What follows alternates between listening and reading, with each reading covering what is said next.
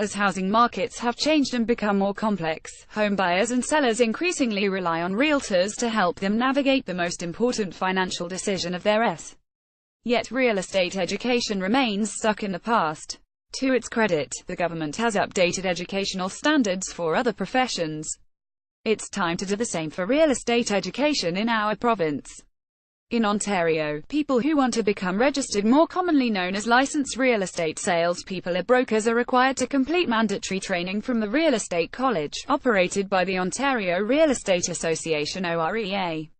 However, the curriculum taught to these new realtors is set by a government regulator called the Real Estate Council of Ontario (RECO). And RECO has not made significant updates to the curriculum in over a decade, despite the rapidly changing nature of the housing market and consumer expectations. When I talk to home buyers, they often tell me that a major reason they work with a registered professional is because the real estate market and regulations are complex and they want a strong, knowledgeable advocate in their corner. They rely on realtors to be their first point of contact when they are thinking about financing and what they can afford, as the government changes borrowing and stress test rules. They need advice on the implications of new zoning and density rules that are changing the face of housing in urban areas.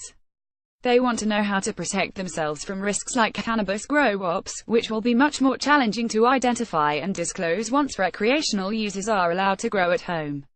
And many people need advice in specialized areas that have changed profoundly in recent years.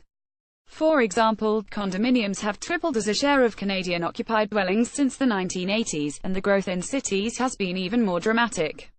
This July, 92% of new home sales in the Greater Toronto Area were condominium apartments. Homebuyers expect real estate professionals to be experts, whether it's from years of experience in the market, or in the case of new real estate professionals, from their training and registration requirements. But for new trainees, education has fallen badly out of date.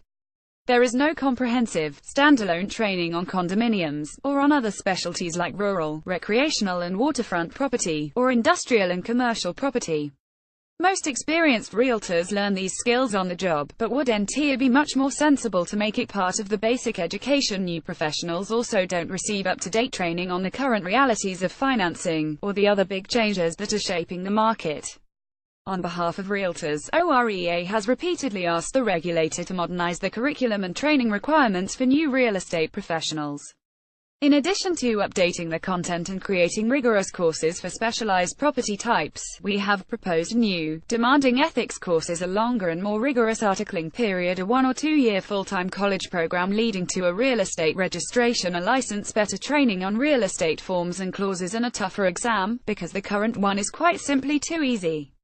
All of these changes would ensure anyone working with a new realtor can be confident that he or she is practice ready, and prepared for the challenges and complexities of a modern real estate market. And realtors, both new and experienced, benefit when everyone shares the highest professional standards.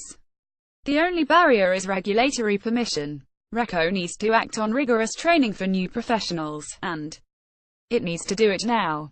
Tim Hudak is CEO of the Ontario Real Estate Association, CEO and former leader of the Ontario Progressive Conservative Party.